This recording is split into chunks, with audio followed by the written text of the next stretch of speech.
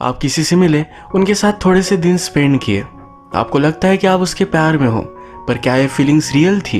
Hello friends, आज की हमारी मूवी हेलो स्ट्रेंजर ये एक थाई रोमांटिक मूवी इसी एक कंसेप्ट पर बेस्ड है। एक बहुत ही ब्यूटीफुल सी रोमांटिक कॉमेडी है। इस मूवी में दो स्ट्रेंजर एक दूसरे से ट्रिप पर मिलते हैं और अलग अलग ब्यूटीफुल से सिनारियोज के साथ ये मूवी आगे बढ़ती है। अब बिना किसी तरीके इस मूवी को एक्सप्लेन करना स्टार्ट करते हैं। So all back to your seats, इस सफर का मजा लीजिए। मूवी स्टार्ट होती है और हम देखते हैं कि डैंग के फ्रेंड ने उसे गाड़ी की डिक्की में बंद कर एयरपोर्ट लाया हुआ है। वो डैंग को जबरदस्ती ट्रिप लेने के लिए मजबूर कर रहे थे। इसी एयरपोर्ट पर हमारी और एक मेन कैरेक्टर जिसका नाम है मैं, उसे छोड़ने के लिए उसका बॉयफ्रेंड आता है। एक छोटी बच्ची की तरह उसे सब कुछ इंस्ट्रक्शन भी वो देता है। डैंग और मैं ये दोनों कोरिया जा रहे थे। डैंग एक ट्रैवल कंपनी के साथ ट्रैवल कर रहा था। उनके पास वो पहुंचा तो उसके फ्रेंड ने उसके फोरहेड पर डम्प लिखा था, यानी कि इसकी गर्लफ्रेंड इसे छोड़ कर गई है। सभी देखकर उस पर बहुत हंसते हैं। इसके बाद एस्केलेटर पर मैं और डैंग ये फर्स्ट टाइम मिलते हैं। ये दोनों फोन पर बातें कर रहे थे। मैंने अपने फ्रेंड को कॉल लगाया था और वो हंस रही थी।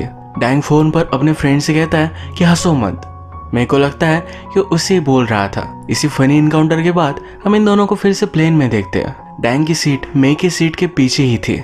मैं सोने की कोशिश कर रही थी, पर डैंग का सीट उसके लिए छोटा था तो उसके पैर उसके सीट को लग रहे थे। मैंने जब पीछे देखा तो डैंग के बाजू में जो छोटी लड़की थी उसने उस पर ब्लेम कर दिया। ये छोटी सी बेचारी लड़की इस पर रोने लग जाती है। जब फ्लाइट कोरिया में पहुंच गए तो अनाउंसमेंट होती है कि कोरिया में 0 डिग्री टेम्परेचर है। डैंग को उसके फ्रेंड ने जबरदस्ती हिलाया था तो उसके पास स्वेटर वगैरह कुछ भी नहीं था। उसके पास की छोटी लड़की का ब्लैंकेट ही वो ले लेता है। यही ब्लैंकेट पहनकर वो अलग अलग जगह घूम रहा था। ये टूर कपल्स के लिए बहुत ही अच्छा था, तो यहाँ बहुत सारे कपल्स थे। वो डैंग को उनकी फोटो निकालने के लिए कहते हैं। डैंग इन सब में थोड़ा भी इंटरेस्टेड नहीं था। मैं टूर में नहीं थी, पर फिर भी यही सारे प्लेसेस विजिट कर रही थी। एक ब्रिज था जहाँ पर लवर्स लॉक्स लगाते। यहाँ पर मैंने भी अपने बॉयफ्रेंड के नाम से एक लॉकर लगाया। रात में इनकी टूर गाइड अनाउंसमेंट करती है, कल हमें सुबह जल्दी जाना पड़ेगा, आज रात आप जल्दी सो जाना। डैंग के लिए सब कुछ बहुत ही अनकंफर्टेबल था। जब वो टॉयलेट के लिए भी गया तो सब कोरियन में लिखा हुआ था। टॉयलेट की फ्लश का पानी डायरेक्टली उसके फेस पर आ जाता है। रात में डिनर करने के लिए वो बाहर गया, जहाँ पर वो सूप ऑर्डर करता है।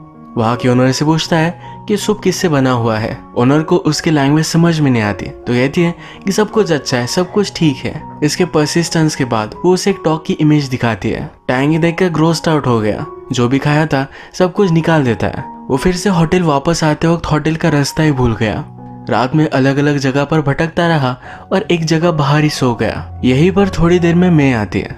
डैंग को ठंडी की वजह से तकलीफ हो रही थी, ये मैं इसे देखा नहीं गया। अपना स्वेटर लेकर उसे वो पहना देती है। यही पैकर्स के पास उसका कुछ काम था, करने के लिए वो चली गई। थोड़ी देर में वापस आए तो अपना स्वेटर ले रही थी। ये देखकर डैंग फिर से उठ गया। उससे पूछता है कि टाइम क्या हुआ है, क्योंकि वो बहुत ही ज्यादा लेट हो चुका है। अपने होटल का पता उसे मालूम नहीं था तो मैं से उसने पूछा। मैं उसे बहुत ही कॉम्प्लेक्स सा पता बताती है। राइट लेफ्ट में वो सही से पहुंच नहीं पाएगा। वो कहता है कि तुम मेरे साथ चलकर मुझे होटल दिखाओ। मैं थोड़ा सा कतरा रही थी पर बाद में मान जाती है। वो उसे एक जगह पर लेकर आए पर ये होटल नहीं था। एक्चुअल में डैंग का होटल का नाम ग्रैंड एम्बेसडर है और उसे ग्रैंड एम्बेसी लेकर आए। ये देखकर वो बहुत ही एम्बेरस थे। इसके बाद ये दोनों डैंग के होटल में पहुंचते हैं। डेस्क पर इन्हें पता चला कि डैंग की बस तो चली गई। मेरे को भी ये सुनकर बुरा लगता है। उसे गुड लक करती है और यहाँ से जा रही थी। डैंग भी उसके पीछे पीछे चलने लगता है। मैं उससे पूछती कि तुम मेरा पीछा क्यों कर रहे हो। डैंग कहता है कि मैं भी तुम्हारे साथ आ रहा हूँ, ये सब कुछ तुम्हारी गलती है। अगर तुमने मुझे सही से होटल दिखाया था तो मैं वहां पहुंच जाता। तुम्हें अब मेरी रिस्पॉन्सिबिलिटी लेनी पड़ेगी। ये सुनकर मैं डर गई और पूछती है तुम हो कौन, मेरे पीछे क्यों पड़े हो। उसे पीछा छुड़वाने के लिए भागने लगती है। भागते भागते स्टेशन पर आए। मैं के पास था तो अंदर आ गए। डैंग भी उसका यहाँ पीछा करने की कोशिश करता है पर स्टेशन के सिक्योरिटी गार्ड उसे रोक लेते हैं। वो चिल्ला रहा था, मेरे को आवाज दे रहा था तो मेरे को भी उस पर तरस आ गया। उसे उनसे छुड़ा लेती है। वो डैंग से पूछती है कि मुझे सच सच बताओ, तुम मेरे साथ क्यों रहना चाहते हो। डैंग कहता है मुझे फिर से डॉग नहीं खाना। उसे लैंग्वेज नहीं आती, इंग्लिश बोलना भी नहीं आता, सिर्फ मैं ही उसकी लैंग्वेज समझ सकती है। मैं इस पर थोड़ा सा हंसती है और फिर मान जाती है। डैंग जो हमारा कैरेक्टर है ये कभी भी सीरियस नहीं रहता, अलग अलग फनी चीजें करता रहता है। ये दोनों ट्रेन में थे तभी माइकल जैक्सन की तरह पोज कर रहा था। मैं उससे पूछती है कि तुम्हारा नाम क्या है। वो कहता है तुम्हें मेरा नाम क्यों जानना है, या मुझे तुम लाइक करने लग गई हो। ये सुनकर मैं चुप हो जाती है। मैं इसी सिटी की अलग अलग चीजें देखने वाली थी तो डैंग भी उसके साथ है। ये दोनों फिर एक आइलैंड पर आए जिसका नाम था नामी। डैंग इस पर जोक करता है कि सुनामी की तरह लगता है। इसी आइलैंड पर एक टीवी शो की शूटिंग हुई थी। यहाँ सब कपल्स फोटो निकालने के लिए आते हैं। डैंग कहता है कि कोरिया में सिर्फ यही चलता है, सब टूरिस्ट लोग सिर्फ टीवी सीरीज देख कर ही आते हैं। मैं भी इसी वजह से आई थी। एक सीरीज के लीड आर्टिस्ट का स्टैचू यहाँ था तो स्टैचू के साथ भी उसने फोटो निकाला। डैंग कहता है कि मुझे ये सीरीज समझ में नहीं आती, दो लोग एक दो दिन में एक दूसरे के प्यार में कैसे पड़ सकते हैं। ये लोग कुछ भी दिखाते हैं। इन स्टैचूज को लेकर भी वो बहुत मजाक उड़ाता है। मेई को उसने बहुत हंसाया। रात में मेई को एक प्ले देखना था। इससे पहले उसके बॉयफ्रेंड का उसे कॉल आया। वो कहा है क्या कर रही है, ये सब कुछ उसके बॉयफ्रेंड को जानना था। मेई कहती है कि मैं मेरी एक फ्रेंड के साथ हूँ। उसने अपने बॉयफ्रेंड से झूठ कहा है कि अपने फ्रेंड के साथ वो कोरिया आई हुई है, उसे एक वेडिंग अटेंड करनी थी। उसका बॉयफ्रेंड इसके लिए मना करता तो अकेले ही आई हुई है। डैंग प्ले में इंटरेस्टेड नहीं था। वापस आकर वे उसे सब कुछ चीजें बताती है। तो कहती है कि प्ले बहुत ही फनी था, उसमें एक एक्टर ने इलेक्ट्रोक्यूट होने की एक्टिंग की जो बहुत ही फनी थी। मैं बहुत ही एक्साइटेड थी। तो डैंग उसे कहता है कि तुम अब अलग कंट्री में हो, तुम्हें जो भी करना है ये कर डालना चाहिए। मैं कहती कि कुछ भी थोड़ी ना तुम कर सकते हो। डैंग उसे एग्जाम्पल देने के लिए वेटर को बुलाता है। एक स्माइल के साथ कहता है कि आपने जो बना है वो बहुत ही घटिया है। और उसके फेस पर स्माइल थी तो वेटर उसे थैंक यू कहता है। मैं उसे कहती है कि तुम ये सब क्या कर रहे हो, किस तरह के आदमी हो। डैंग कहता है कि तुम किस तरह की गर्लफ्रेंड हो, अपने बॉयफ्रेंड से तुम झूठ कह रही थी, वो तुम्हें कंट्रोल करता रहता है और तुम भी कंट्रोल होती रहती हो। ये यही बात कर रहे थे तभी वेटर ने उनके लिए एक मूविंग फिश लाया। मैं उसका मजाक लेती है और कहती है कि हम ऑलरेडी कोरिया में हैं, तुम्हें खा लेना चाहिए। वो ड्रिंक कर नहीं रही थी तो कहती है कि अगर तुम्हें खा लोगे तो मैं भी ड्रिंक करूंगी। डैंग भी ये चैलेंज ले लेता है। उसने पूरा ऑक्टोपस मंगवाया और सब कुछ खा गया। ये दोनों फिर रात में बहुत ड्रंक हो गए।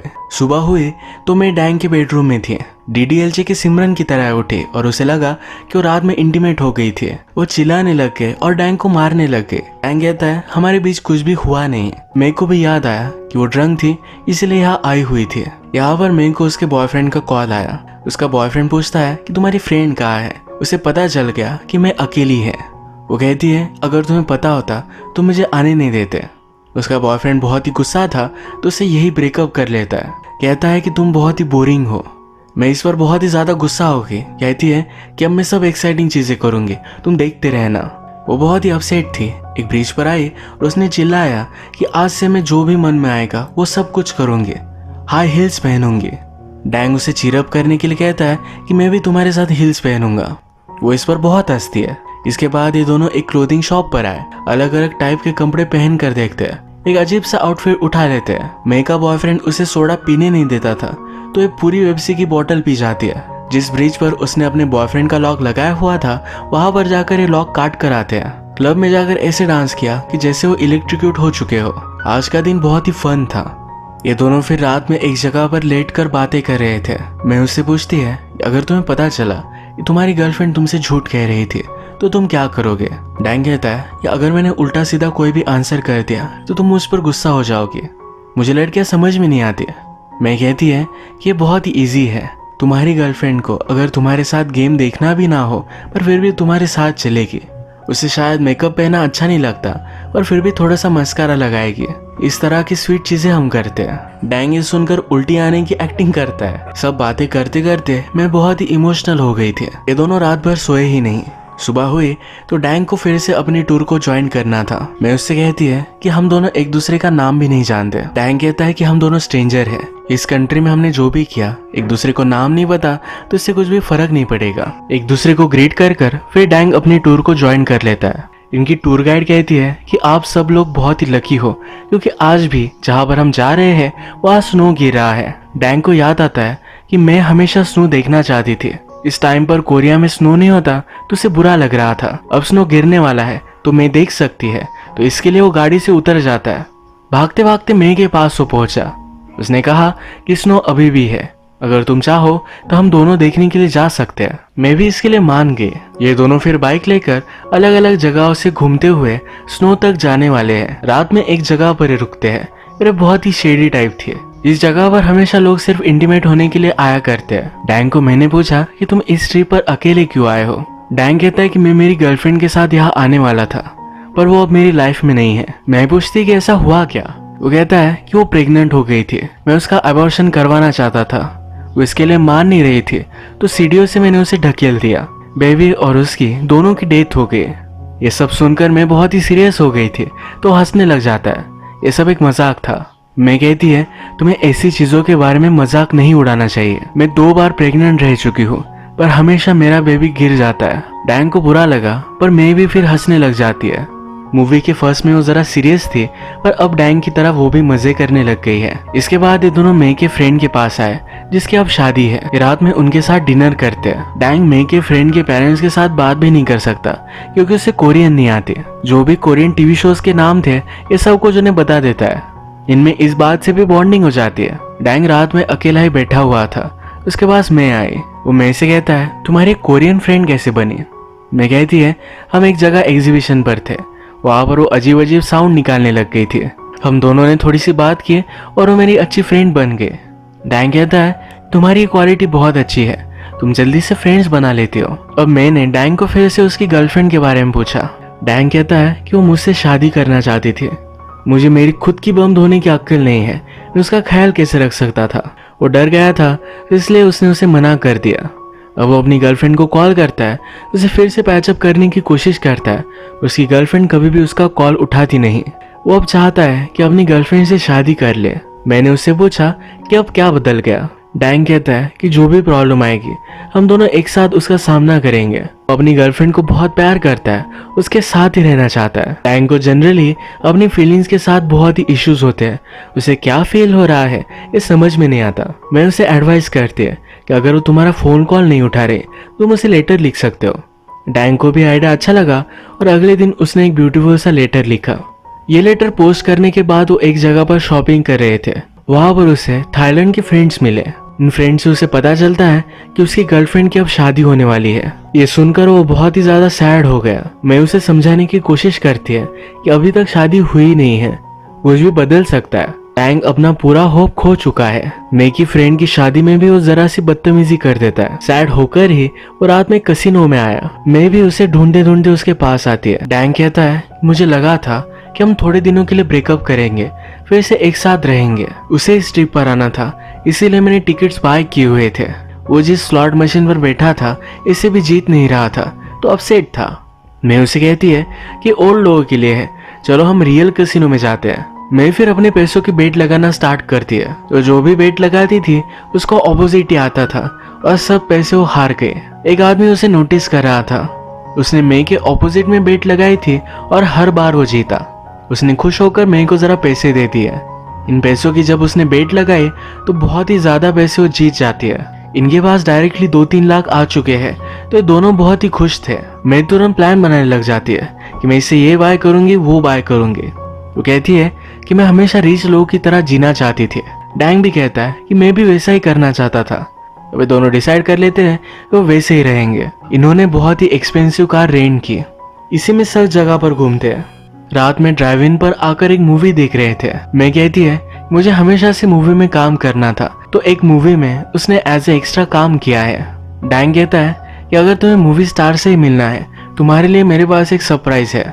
दूसरे दिन रात में उसे एक रेस्टोरेंट में वो लेकर आया। यहाँ पर मैं देखती है तो उसका फेवरेट एक्टर उसके सामने है। उसने सही से नोटिस किया तो उसी एक्टर की तरह दिखने वाला एक वेटर वहाँ था। डैंग मजाक में कहता है असली एक्टर थोड़ी ना मैं अफोर्ड कर पाऊंगा। डैंग ने इस वेटर को वॉइस ओवर दिया और मैं को बहुत हंसाया। फाइनली ट्रैवल करते करते ये स्नो तक पहुंच ही गए। मैं की विश थी कि वो स्नो में नेकेड हो जाए, तो ये वो कंप्लीट करती है। बहुत ही ठंड थी तो फिर से उसने कपड़े पहन लिए। डैंग उसे हैट पहनाता है। उसके पास आ गया था तो उसे किस कर लेता है। इनके बाद इन दोनों में बहुत ही ऑकवर्ड साइलेंस था। मैं उससे पूछती है कि तुम मुझे ऑनेस्टली आंसर देना, क्या तुम मुझे लाइक करते हो। डैंग कहता है कि मैं तुम्हें एज अ फ्रेंड लाइक करता हूँ। उसे मे को मिले बहुत ही कम टाइम हुआ है, तो एज अ गर्लफ्रेंड वो क्या फील करता है ये उसे अब तक मालूम नहीं है। मैं फिर कहती है कि मैं अब तुम्हारे साथ ट्रैवल नहीं कर सकती। वो अपने फ्रेंड के पास रुकेगी और अकेले ही थाईलैंड चली जाएगी। डैंग कहता है कि प्लीज ऐसा मत करो। मैं कहती है हमें कभी ना कभी तो जुदा होना ही पड़ेगा, हमारा कोई भी फ्यूचर नहीं है। वो अभी के अभी गाड़ी रोकने के लिए कहती है। वो जाना चाहती है तो डैंग गुस्सा हो जाता है। कहता है जाना है तो मैं ही चला जाता हूँ। वो गुस्से में आगे चलने लग गया तो मैंने उसे आवाज दिया पर वो रुका नहीं। मैं भी उसके पीछे नहीं आई तो उसे बहुत पछतावा हुआ। डैंग फिर से भागते भागते गाड़ी तक आता है पर मैं आसपास कहीं भी नहीं थी। वो उसके लिए बहुत ही ज्यादा वरीड हो गया। हर जगह पर उसे ढूंढता है। जब होटल में आया तो मैं उसका वही वेट कर रही थी। वो जल्दी से उसे गले लगाकर रोने लगता है। कहता है मैं बहुत ही बड़ा गधा हूँ, मुझे ये सब नहीं करना चाहिए था। तुमने मुझे पूछा कि मैं क्या फील करता हूँ, वो मुझे समझ में नहीं आता। मुझे एक ही चीज मालूम है, जब भी मैं तुम्हारे साथ होता हूँ तो मुझे बहुत अच्छा लगता है। मैं नहीं चाहता कि हम दोनों जुदा हो जाए। उसने सब अपनी फीलिंग्स कन्फेस कर दिए। मैं भी ये सुनकर रोने लग जाती है। इसके बाद ये दोनों एक साथ मिलकर ट्रैवल करते हैं। एक जगह पर डिनर कर रहे थे तो मैं कहती है कि ये मोमेंट मेरे लिए बहुत ही स्पेशल है। अगले दिन स्ट्रीट पर डैंग को एक लड़की मिली। ये लड़की और कोई नहीं तो डैंग की गर्लफ्रेंड ही है। मेरे को जब ये पता चला तो इन दोनों को स्पेस देती है। डैंग की गर्लफ्रेंड उसे कहती है मुझे तुम्हारा लेटर मिला, मैं शादी करना चाहती थी पर मैं किसी ऐसे आदमी से क्यों शादी करूं जिससे मैं प्यार नहीं करती। मैं तुमसे प्यार करती हूँ तो तुमसे शादी करना चाहती हूँ। डैंग उसे हक कर लेता है। अब वो बहुत ही ज्यादा कंफ्यूज था कि वो फील क्या करे। इन दोनों को एक साथ देखकर मैं यहाँ से चली जाती है। वो बहुत रो रही थी। थाईलैंड जाने के लिए ये दोनों एक ही फ्लाइट में है। वो मैं से कहता है क्या मैं तुमसे बात कर सकता हूँ। मैं कहती कुछ भी जरूरत नहीं है। हम दोनों एक दूसरे से मिले एक अलग कंट्री में। हम लोनली थे, इसी वजह से कुछ फीलिंग्स आ गई। वो फीलिंग शायद रियल भी नहीं थी। ज्यादा इस पर तुम सोचो मत। डैंग कहता है क्या मैं एटलीस्ट तुम्हारा नाम जान सकता हूँ। वो कहती है इसकी भी कुछ भी जरूरत नहीं है, हम दोनों स्ट्रेंजर हैं तो हमने जो भी किया इससे कुछ भी फर्क नहीं पड़ता। ये दोनों फिर लैंड होकर अलग अलग रास्ते चले गए। डैंग को अपने पॉकेट में कसिनो की एक चिप मिली। वो जब जीते थे तो उसकी एज अ विक्ट्री मैंने उसे रखने के लिए कहा था। उसे उसकी बहुत याद आई। नीचे गिरकर वो रोने लगता है। यही अपनी गर्लफ्रेंड के साथ उसने ब्रेकअप कर लिया क्योंकि अपनी फीलिंग्स के लिए वो श्योर नहीं है। इसके बाद 1 साल बीत चुका है। मेरे को जो भी चीजें पसंद आती थी ये सब चीजें डैंग करता है। उसे प्ले देखना अच्छा नहीं लगता था तो प्ले देखने के लिए भी जाकर आता है। डैंग को पता है कि मैं हमेशा एक रेडियो शो सुनती है। यहाँ पर फिर वो कॉल लगाता है। वो कहता है कि मैं एक लड़की से मिला था जिससे मुझे प्यार हो गया। हम अलग कंट्री में सिर्फ 2-3 दिन ही मिले थे तो एक दूसरे की फीलिंग्स के बारे में जानते नहीं थे। मैंने मुझसे कहा था कि हम दोनों की फीलिंग्स ये शायद रियल नहीं है। अब 1 साल हो चुका है पर हर दिन मुझे उसकी ही याद आती रहती है। मैं ये सब कुछ सुन रही थी। वो कहता है कि मैं तो उसका नाम भी नहीं जानता। उसने मुझसे कहा था एक मूवी में उसने एज ए एक्स्ट्रा काम किया है। उसके बाद मैंने सब मूवीज देख डाली है। मैं हमेशा उसे ढूंढता रहता हूँ। आरजे डैंग से कहती है कि शायद मैं ये शो सुन रही होगी, क्यों ना तुम अपना नाम बता दो। डैंग ने फिर अपनी कॉन्टेक्ट इन्फॉर्मेशन यहाँ दे दी और मैं को ये मिल चुकी है। इन दूसरे को इन दोनों ने ढूंढ लिया है। मैं तो डैंग से प्यार करती ही थी। उसे कुछ चीजों को लेकर अनश्योर लगता था जैसे कि डैंग की फीलिंग, पर डैंग ने 1 साल दिया है। वो आज तक मैं के प्यार में है और उसके साथ ही रहना चाहता है। अब इन दोनों को पता है एक दूसरे के लिए इनकी फीलिंग्स रियल है। हम इस वर्ल्ड में बहुत सारे लोगों से मिलते हैं। कुछ लोगों से सिर्फ 5 मिनट बात कर आपको ऐसा लगता है कि सिर्फ आपके लिए बने हैं। किसी से प्यार करने के लिए कोई भी टाइम लिमिट नहीं है। एक ब्यूटीफुल सी स्टोरी हमें मूवी बताती है। अगर आपको वीडियो अच्छा लगा तो प्लीज़ इस वीडियो को लाइक कर दीजिएगा। मैं बहुत सारी मूवीज़ लेकर आता रहता हूँ तो प्लीज़ इस चैनल को सब्सक्राइब कर दीजिए और बेल नोटिफिकेशन आइकन दबाना मत भूलिएगा। हम फिर से मिलेंगे और एक नई मूवी के साथ। तब तक के लिए थैंक यू और आप अपने आप का ख्याल रखिए।